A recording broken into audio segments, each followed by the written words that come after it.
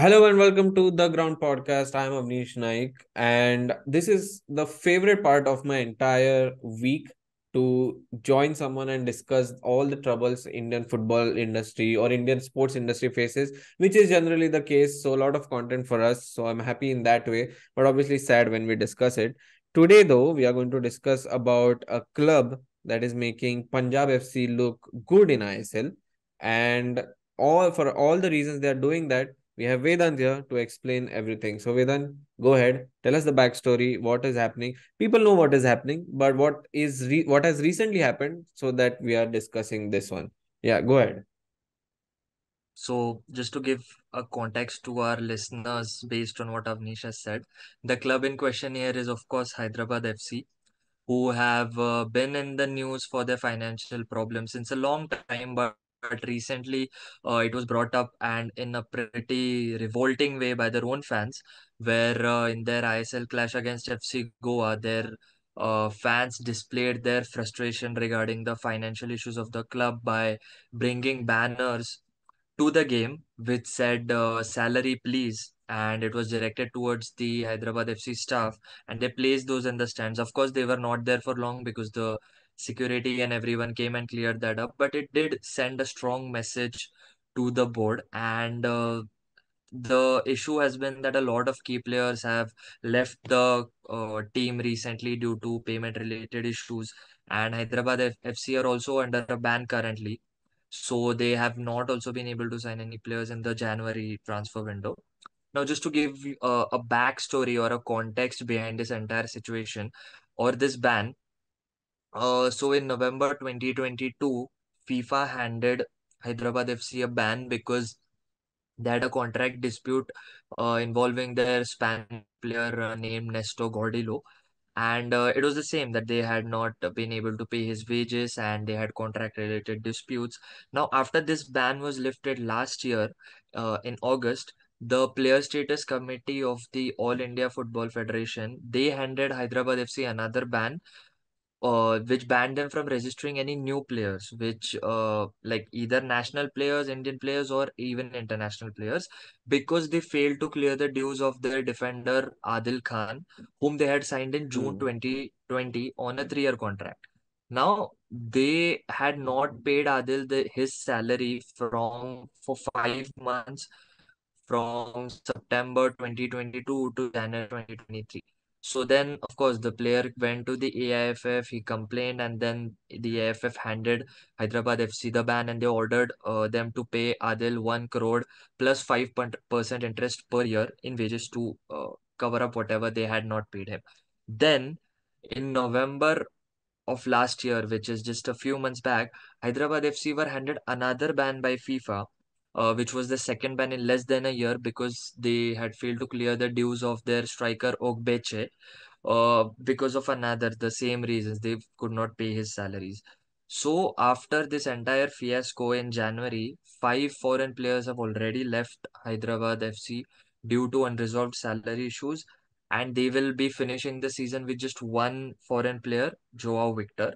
Indian players are also leaving the club due to the same issue, where Mohammad Yasser has already joined FC Goa, and Nikhil Pujari has also been rumored to join Mumbai City FC, and Sana Singh is also expected to follow suit. Now, this is kind of ironic because Hyderabad FC replaced Pune City FC in the ISL when they came into existence. And we all know that Pune City FC were disbanded or they had to shut down because this similar financial issues. Now, given this entire scenario, I want to know what's your take on this situation, and what do you think can be the solution for clubs to avoid this? Because let's not forget, Hyderabad FC were recently the champions of the ISL in 2021 or 2022. So if a club that has won the ISL can face these issues, then we can't even talk about clubs like Punjab FC or the clubs who have been recently being promoted from the I League and who go on to finish at the bottom of the league. So is there any solution to this, and what is your take on this entire thing, on how Hyderabad FC has handled it and what they should be doing? It's obviously a very bad news for Indian football. Like you said, if a champion team within 2 years is probably not going to even exist after this season. So it says a lot about, again, like we've discussed this so many times, what is happening, why clubs aren't making money. And I think if we dive even more deeper, it's about uh multiple factors. Firstly, obviously, Indian fans, what do they like? Do they watch the game every day? Do they follow ISL every day? Do they follow their team after every 3 days?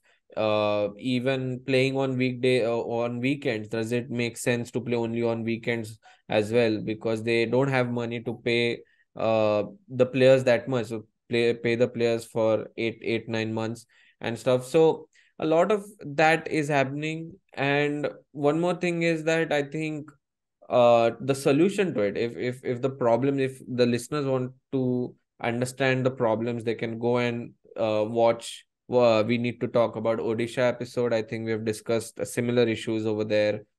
Even beforehand, I think there was one more episode that we did, even the Asian Cup episode that we did. We've talked about a lot of things, but the thing is that everyone is struggling. Again, the lower league sides in England, they are also struggling recently. Again, with Manchester United, they are also struggling to balance the books. In January transfer window, there was only, I think, 5 to 6 teams, or only two teams actually spent more than 20 million. That was Spurs and someone else. I think it was, I don't know the club's name, but only two teams in Premier League. And apart from them, everyone did not spend anything, because again, they had this financial fair play and stuff, because they want to prevent a club from going financially bankrupt. So it's not as if only India is facing these problems, but the internal politics, the mishandling, not understanding how the financial systems are working, have triggered or like push this problem to almost all the clubs apart from the top three. So yeah, and the solution, if you ask me, I think it's very similar to what we are trying to do at the ground, that we want to diversify how journalism makes money, right? So it's not only journalism won't make money now. It was a thing of the past. When you do good journalism, people will pay for you, or advertisers will pay for that. But because other things have happened, it's not going to work. So the main thing is you have to diversify. And practically, I think every club needs to think that way now. Whether you are an I League club, I League 2 club, or an ISL club, you need to diversify revenue streams, go for events, go for merchandising, go for something e-commerce. I don't know. I mean, go for maybe reducing the costs as well. And we come to this part where where ISL, FSDL, AIFF, they all need to come together and say that, you know what, we need to decrease the cost of running a club in ISL. That means accommodations, how you can maybe reduce that cost. Can you have a central contract made with AIFF of maybe 2 to 3 hotel chains, where all the money is paid upfront, so that you reduce a lot of the cost for staying? Because Hyderabad FC haven't paid the hotel as well. That was one of the controversy as well, that the hotel in Jamshedpur, the in which their team stayed, they haven't paid them. So they also filed a case against Hyderabad FC that they haven't paid us. So, obviously these are the things. So, yeah, I mean, the solutions are this: diversify your revenue streams and reduce the cost as much as possible. And that could also mean that you look at USA, where they have a southern zone, northern zone, I think, or I think eastern and western zone. Similarly, you Yeah, make East and zones, West. Yeah. yeah, east and west, and they're running almost 20 teams per zone. So you can do that. And anyways, the rivalries and the big money that is made is between Mohun Bagan, East Bengal, Chennai, Kerala, and you have two clubs from Bangalore. Anyways, in I League 2 now, if both of them get promoted, you're going to have three teams from Bangalore. So, that's going to be exciting. So that's also one thing. Divide it into zones as well. Yeah. Yeah, I mean, I agree with your point when you talked about diversifying. One point that came into my head was merchandising, which hasn't ever taken off in India as much as it has in foreign countries for, of course, obvious reasons due to the pricing. Uh, Probably, where we also saw in the recent Cricket World Cup, Adidas, they knew that Indian customers could never buy jerseys worth 5,000. So I think they Hmm. produced fan jerseys for Fan 1,000 jerseys. rupees, and you could see the entire stadium in blue. Of course, that is a different story because cricket is a different sport compared to football. But when you talk about clubs like Manchester United, Arsenal, who are self-sufficient clubs who can, they generate that much of revenue that they can sustain themselves. Maybe, somewhere we can also look into that model. But again, it also depends on the audience as well. Indian fans, they do not want to go to the stadiums to watch matches. Like how many fans, except for Kerala, Goa, clubs like these, how many fans apart from these do you know purchase season long tickets or regularly go to the matches? So I think as fans also we need to embed that culture in ourselves to help our own clubs sustain, because that is how global clubs sustain, or that is how they become global clubs, because their own fans bring in so much of revenue that the club does not have to think that much for think about ways to sustain itself, because the people themselves bring in so much of revenue through so many ways that they are able to sustain properly. Now, coming to, if what I feel, it's not a solution, but something that can be considered, because I was telling you about the story of Schalke. We all know the historic German club, Yeah. which was a pretty big club in the past. These days, they play in the second division of Bundesliga after they were relegated, I think, last year. But the important thing is that they have a financial debt of around $179 million due to the financial issues that started from the COVID pandemic. Now they're currently 15th in the second division, and if they get relegated, I read this somewhere that if they get relegated, they will not be able to play in that division because their debt is currently more than the value of that club, which obviously decreases as you go down the divisions.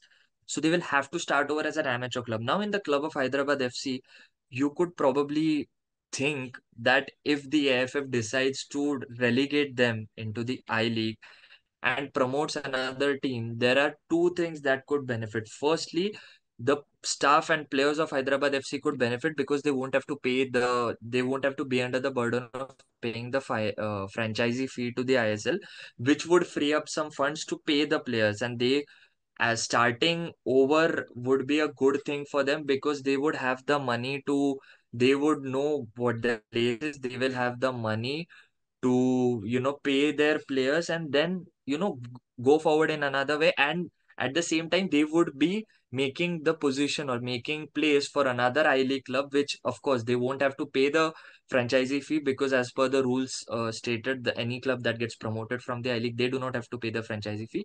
So that could also benefit another club from I League, and it could also benefit Hyderabad FC.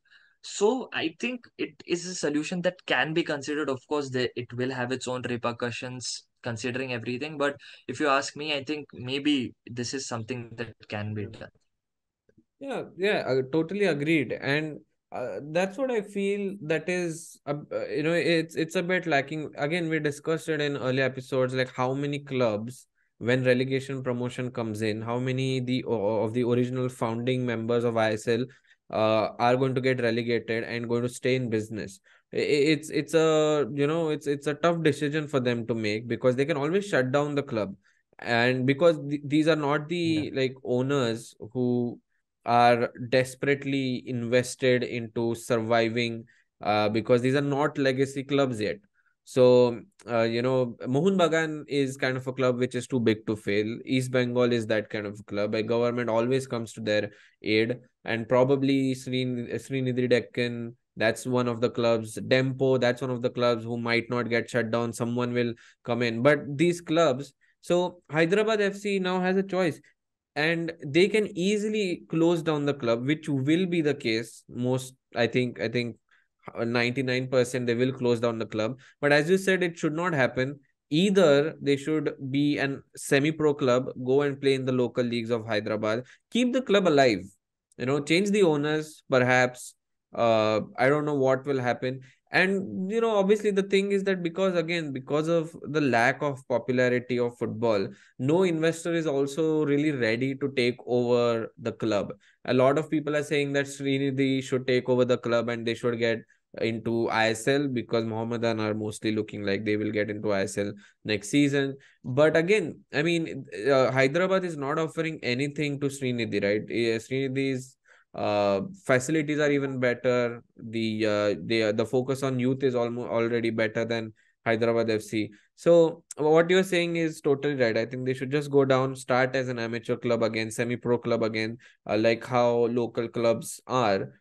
Uh, and yeah, that's really it. And talking about this franchise fee, I think the point that ISL and FSDL should note, or AIFF should note, that they how they can reduce the cost of operating is the same way. Don't take franchise fee from any club now. Why do you need a franchise fee? Is it like if someone doesn't pay, they will play some other league? That's not the case. It's the primary league anyways, right? So don't take the fee, and let's see how the club survive. And again, going back to, don't want to repeat myself, but again, it comes down to players. uh if Hyderabad FC had a player who is good enough to be sold to another team, and someone paid that player 3 crores, 4 crores, a lot of their problems would have been saved.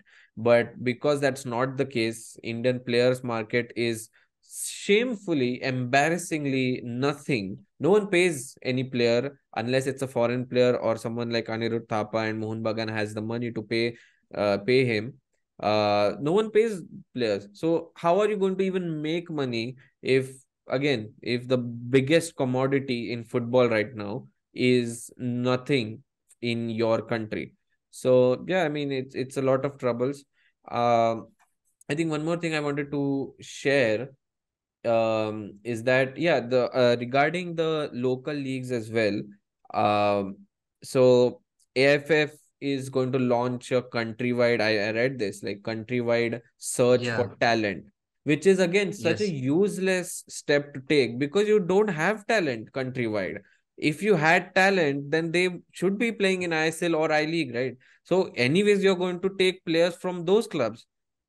Otherwise, where is this talent? Where is this hidden talent you are going to I search think from I think somewhere? it's for the grassroots, right? Yeah, It's anyways, starting grassroots, from the but there school is no level. talent in grassroots. That's what I'm saying, because you don't have the facility. It's not like this new Messi or Sunil Chetri is playing somewhere in Mizoram, and you're going to search that player. And where are you going to bring him? So is it going to be your own facilities and then going to give him training, or are you going to give him to a good club and say that you train him now? Because clubs are expected to train the players. It's not cricket. You don't have an NCA in Bangalore and you're gathering all these players and giving them facilities. Then why do you have ISL if you want to train in your own facilities? So I think it's just something that everyone should understand how football works. Fans should understand how football works, which they already do, I think. But the thing is that we don't have any avenue to this call out AIFF and ask these questions. Yeah, this was my semi kind of rant, if you can say.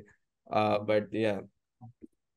I mean, I think both of us probably feel that because we're talking on this issue, we just we just want Hyderabad FC to not repeat the same mistakes that Pune City did because, yeah, whatever happened was bad, but I wish that Pune City did not shut down, even if it did, relegate itself, go down the league, become a semi-pro club. I would have still loved it instead Yeah. of the idea of it completely shutting down and us not having any club to support.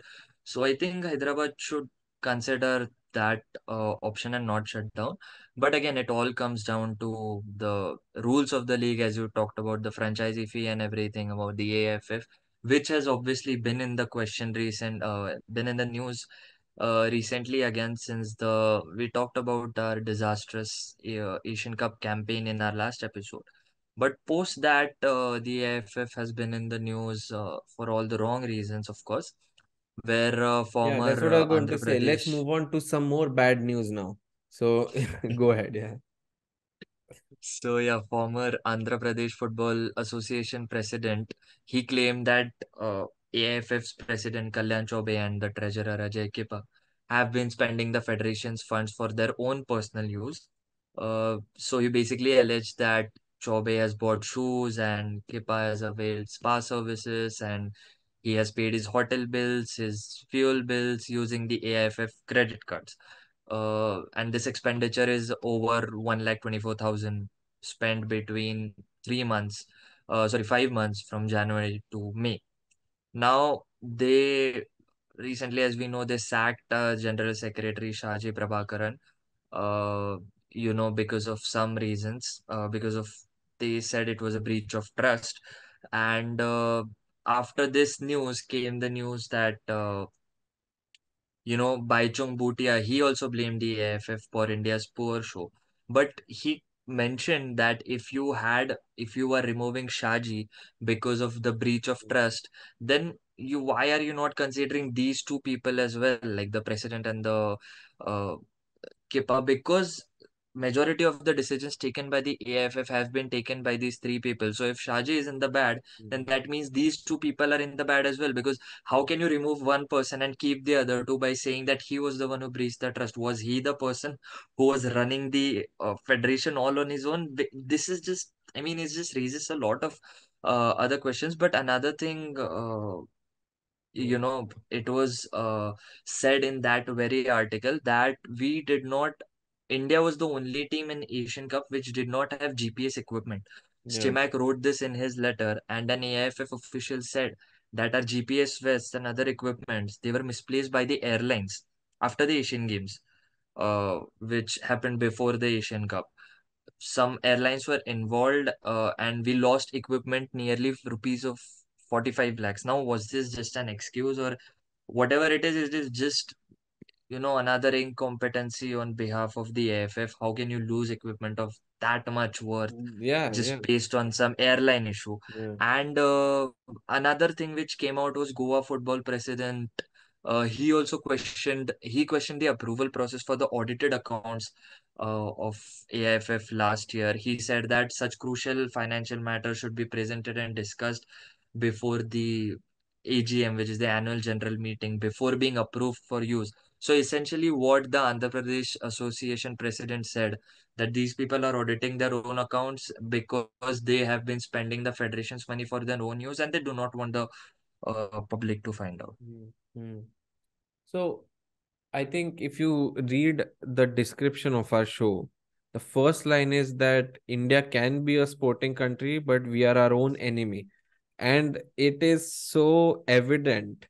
This politics, like this accusations, and it is such a ridiculous it is like a very political, like this political battles that go on in India, where one minister says something and the other says something, and it just continues. It's the same thing happening, right? Like he's using for his personal use. I mean, who does that? We don't know if it's true, but if that person, if the ex Andhra Pradesh president, football association, but he's doing something like that, that means that we are on that level right now, where these all things are happening. And then Kalyan Chaubey will come and say that, these are ridiculous. It's happened before.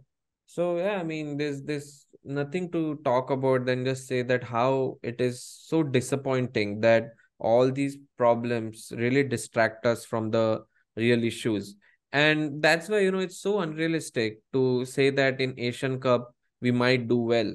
And we talked about this, and we were a bit optimistic because we thought that we could maybe draw with Uzbekistan and win against Syria. But you look at Syria as well, how strongly they performed. You look at Iran, who defeated Japan, and again, war-torn countries.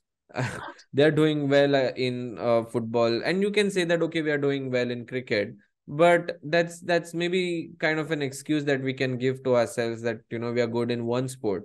But then again, you Are look we at, really doing good though? yeah, that's there's also question. 10 years haven't won a trophy. So again, that's also one more question. But then yeah, you look at England, you look at Australia, you look at USA. Everyone, they're strong in multiple sport, and we can be that as well. Mhm. So the earlier day I read something where we have the highest population in the world. We've overtaken China. We have so many people, and just touching upon your point where you said Hyderabad FC do not have that player which they can sell and earn money or get that revenue from. So I read something recently where it was said that out of so many people, how can you not have even one competent player which is good enough to represent the country on the international stage? like out of so many people, I think it is the failure of the AIFF. It is our own collective failure that we have failed to produce a competent 11 that can compete or that can actually bring results for Indian football on the international stage. I mean, you can argue about everything, but when smaller countries who are facing war literally in their own country, and other similar countries who have worse issues and issues than us, who then go on to outperform us, what can you give as an excuse? Like, we just have ourselves to blame. Yeah, yeah. And very lastly, Neeraj Chopra, who won the gold and made all the headlines. So, obviously he had around, I think, 4 crore rupees invested in him by the associations, by the government, which was obviously a standard. I'm assuming, I don't know anything about the sport to really come to a conclusion, but I'm assuming that that cost is on standard or on par with what the world demands to reach to that gold medal, right? So obviously, which it means that you don't need to invest on the top. You don't need to invest on a player who is in the top 10 and then maybe invest a lot in him to raise him to maybe a top 5 player. But like if you invest in the grassroots for 10 years, you might get a player who will reach in the first position or reach at the top. So it's very similar. We because we are at home and we don't really go outside and look at what is happening. You look at cricket also, you look at football, you look at any hockey, you look at any sport. India lacks the willingness to invest in the grassroots levels where there is no glamour and you don't have stars. And Sunil Chetri also said this years ago that in India, when someone is a star, you kind of give all the limelight to him, but you need to invest your time, media, whatever it is, into a player or into players who are not stars yet, and then they might be that. So yeah, I think just the lack of, and again, I mean, just not to really, it's not a sad show, but it's kind of a reality check show. And I have No, been to, no, and we but released to the, just sorry to interrupt, but yeah, I just wanted to mention you were talking about the investment that was made into whatever money has been invested. You have to realize that has been invested after he went out and won the gold medal. Before that, nobody knew who he yeah, was, right? yeah, So exactly, yeah, even to get that investment, he had to go and win something. Now he did it in an individual sport based on his own credibility, which is an amazing thing. But you can't really replicate that in a team sport. You have to have mm, that investment and infrastructure to develop that sort of a team, because you just cannot go and compete against the world's best when it is a team sport. So just to highlight what you said, you need to invest in players before they become stars. I think that's what needs to be done, but we just want to, as you said, we just want to focus on the players who are already stars, or we just want to focus on them after they have achieved something, and up till then we just don't really care about them. yeah, yeah. So that's what needs to change. Yeah, and just like continuing on the point, we released a newsletter last week, titling that why there won't be a Sachin Tendulkar again from Shivaji Park, because we Yeah. went there and we kind of looked at what the complaints were of the coaches and the players and realized that the local association, which is the Mumbai Cricket Association, is not really investing that much because the era has gone now. We need to come out of it where we think that determination and passion will be enough to be a big person in the world. You need those facilities, you need the information, state of the art information to be passed down to the local boy who wants to be something. When he goes to play football or cricket or any sport, he or she can't just do what everyone's been doing and say that, I'm passionate enough to do one more training session and then I'll be someone. No, but what kind of training session are you doing? Is it recommended by the doctors and the physiotherapists and the sports scientist, or are you doing it on the state of the art treadmill, or are you doing it somewhere else where it's not really helping you out compared to other countries? So yeah, I mean, this is all really, really needed. So let's hope that this happens. Maybe Baichang Bhutia somehow inspires everyone for a re-election and something happens of that sort. But yeah, I mean, After what happened and after how he lost last time, I don't think he stands a yeah. chance against anyone within the government. Yeah, but all right, let's stay optimistic. Let's hope that Hyderabad FC is rescued. It becomes a club maybe in the lower divisions. Positive news to end. Bangalore, there are two clubs from Bangalore in I League 2, two clubs from Maharashtra, two clubs from Goa is going to be very good. Anyone who gets promoted to I League, it's going to be local rivalries back again. It's going to be great. I love local rivalries. There's a positive news. Go and watch I League 2 as well. It's interesting. Maybe you won't watch it, just follow the table. It's kind of interesting how teams are doing. Dempo is doing great. I want Dempo. It's a great club. Sporting Goa is a big club. They can also get promoted to I League. So, all right, let's end it here and let's meet again in the next episode. You can follow us on Instagram, theground.podcast. You can subscribe on YouTube, and if you're listening on Spotify, you can follow us on Spotify. And all right, before I go, be kind, uh, think about the environment, think about the real issues, and also enjoy the sport you love. All right, we'll meet in the next episode.